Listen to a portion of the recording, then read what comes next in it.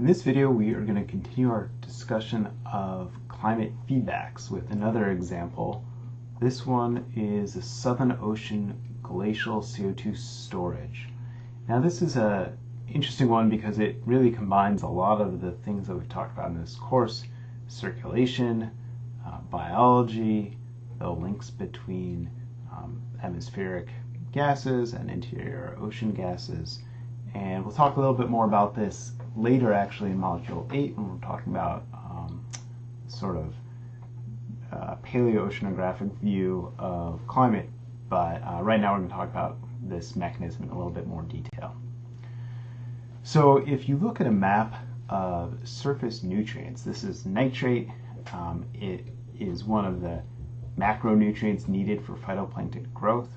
So in this image, this is from the World Ocean Atlas 2023 that was actually just released, and it's a compilation of data primarily from ships showing high nitrate in the polar region around Antarctica, also high nitrate in the North Pacific, North Atlantic, although not quite as high, and then near zero nitrate everywhere except the equatorial region in the Pacific. Now you can split this into Northern Hemisphere summer and Northern Hemisphere winter. So Northern Hemisphere summer, now the concentrations in the North Pacific have gone down, concentrations in the North Atlantic have gone down, and it's a little harder to tell, but the concentrations, the region of high nitrate waters in the Southern Ocean have moved a little bit further north.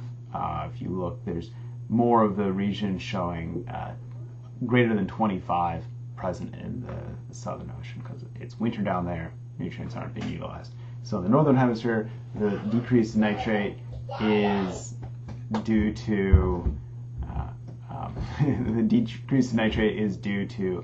biological drawdown using those nutrients, right? You have spring blooms.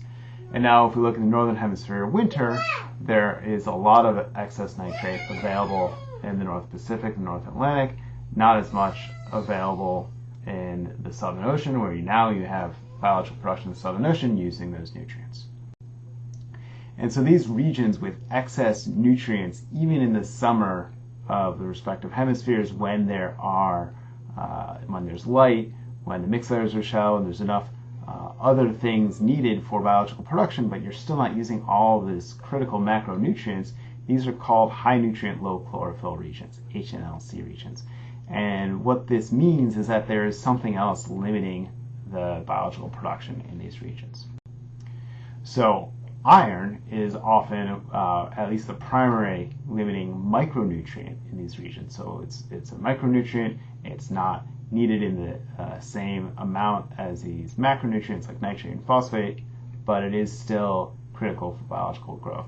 And so experiments, including this one from a figure from Watson et al. 2000, show that when you add iron to regions that are in these HNLC regions where you have excess macronutrients, inside the patch where you add iron, you have biological production that takes inorganic carbon and puts it into organic carbon, and that then draws down your carbon dioxide levels, right? You're using up inorganic carbon, so you're drawing down your carbon dioxide. FCO2 is just essentially the partial pressure of CO2.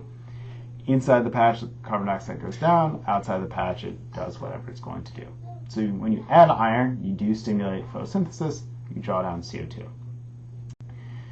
And so this led to the formation of the so-called Southern Ocean iron hypothesis. And we're going to talk about two hypotheses for how the Southern Ocean has played a role in the interglacial cycle. So the main thing is that during glacial times, you had low CO2 in the atmosphere. During interglacial times, or like we have right now, where you don't have large ice sheets, you have higher CO2 in the atmosphere. You'd have higher CO2 right now, even if we weren't putting lots of CO2 in the atmosphere, but you have this glacial cycle, change about 100 microatmospheres PCO2, with higher PCO2 between glacial periods and lower PCO2 during glacial periods. And so the question is, do these changes result from a sort of biological pump nutrient utilization directed pathway, or through changes in circulation that then more indirectly influence nutrient pathways.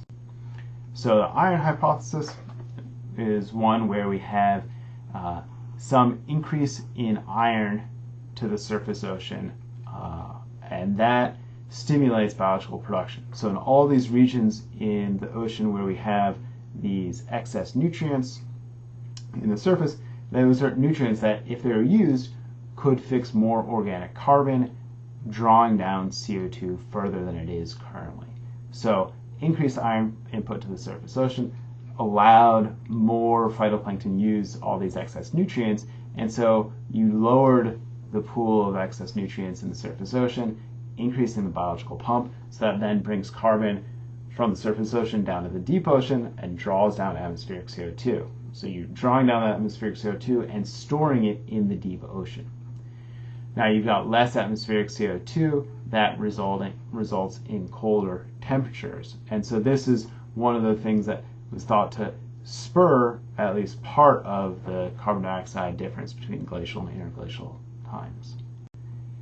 Now, an alternative hypothesis is that some initial cooling shifts the circumpolar winds further north. So right now, we've got winds in these diagrams are represented as an X, saying going into the diagram. Basically, you've got winds going around Antarctica, and those drive the Antarctic circumpolar current. It's a really fast current around Antarctica. And so when you had some initial shifts in the winds, this shifts the winds further north. And those winds are what drive upwelling of deep waters with high nutrients to the surface ocean in the first place. So if you shift the winds further north, you reduce the upwelling of high nutrients right around Antarctica, and you bring those high nutrients up further north.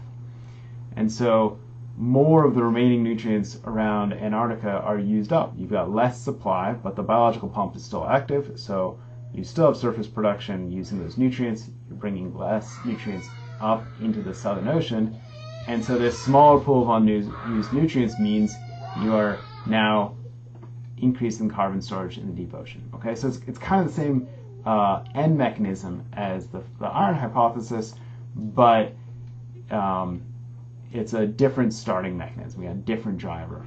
And so again, less atmospheric carbon dioxide results in colder temperatures, and that can continue a little bit, further changes in circulation and the delivery of nutrients to the surface ocean.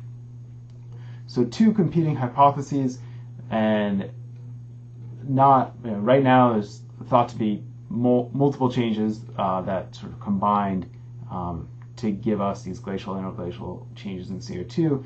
Not one thing can sort of explain everything, but it gives an idea of how you can connect this sort of large-scale overturning circulation, biological pump, and the limiting nutrients, the limiting micronutrients, so iron in the Southern Ocean, in a way that can shift climate in a really big way.